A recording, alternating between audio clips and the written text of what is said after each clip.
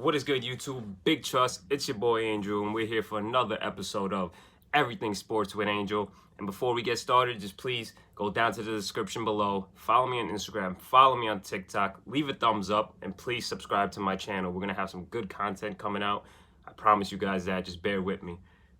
Today we got a few things to talk about. We got Eli Manning. Is he a Hall of Famer or not? That's a big topic, and I would like to discuss it because this might be his last season in the NFL. Then we got the big matchups this weekend. We got Dallas Cowboys versus the Eagles, and we got the Patriots versus the Bills, which is two great matchups. Let's get into those. And then Fantasy Football Championship. I'm going to try to help you guys out. I need help as well. My team, we'll get into it. So let's start off with Eli Manning. Is he a Hall of Famer or not? Now, in my opinion, I am a Giants fan, so I'm a little biased, but I can't say that at 117 wins and 117 losses, 500 average, I mean, that's tough to put a guy into the Hall of Fame with that. But if it was just that, I would say hell no. But he has 2 Super Bowl rings and 2 Super Bowl MVPs and 2 defeats over Tom Brady in his prime against a team that many thought was the best team ever in the NFL. Eli Manning beat that team. So we got to give this guy some credit, man. He had 212 consecutive games played, and the only reason that was cut short is because our coach at the time thought that he was done maybe that season and Geno Smith was the future.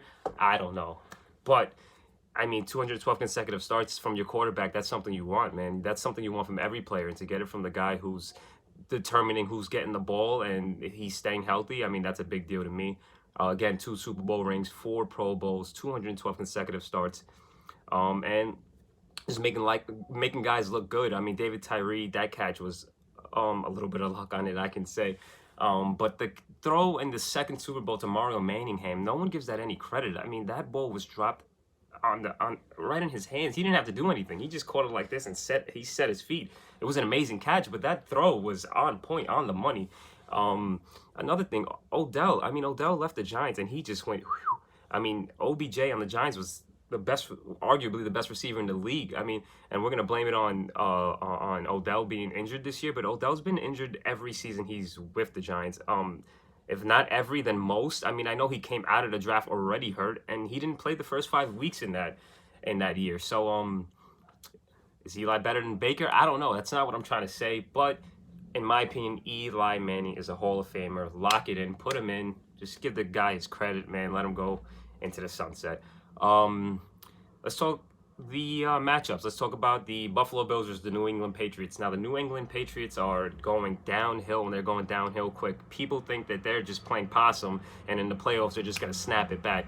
I don't think it's to be that simple. I think Buffalo Bills are going to give them a reality check this weekend, and they're going to get a loss in their own division to a team that's up and coming, and Josh Allen's going to show that he is the top quarterback in that division. Well, you got Sam Darnold. You got Tom. Tom's probably on the way out, so I would take Josh Allen over Darnold. So I'm going to go the Bills. I'm going to go the Bills in a low-scoring game. I think they want it more. I think Patriots think that it's going to be smooth sailing, and it's just not.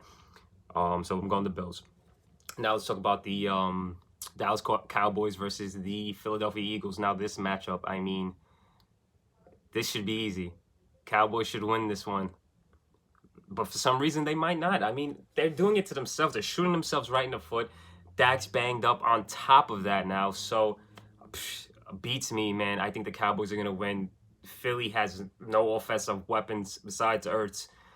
Maybe Jordan Howard comes back and gives a little spark. But I don't know what's going on there. I'm going to go Cowboys easily.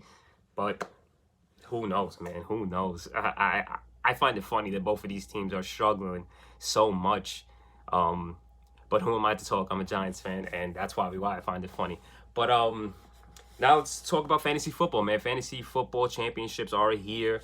I'm fighting for this. I'm in a championship. I won it once again, back-to-back years. I won last year. That's what this is for, and that's what this is for.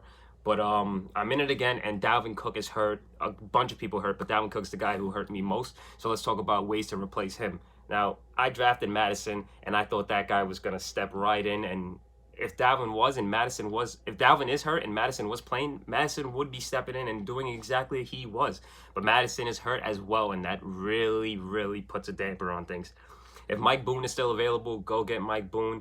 But in my league, I wasn't so lucky. So I'm gonna have to try and Patrick Lard from the Dolphins, that running back, maybe Danny Amendola from Detroit, a guy in the slot who gets a lot of looks, or maybe like Sterling Shepard. But I'm gonna have to try and figure it out. Those are some names that you can figure it out with.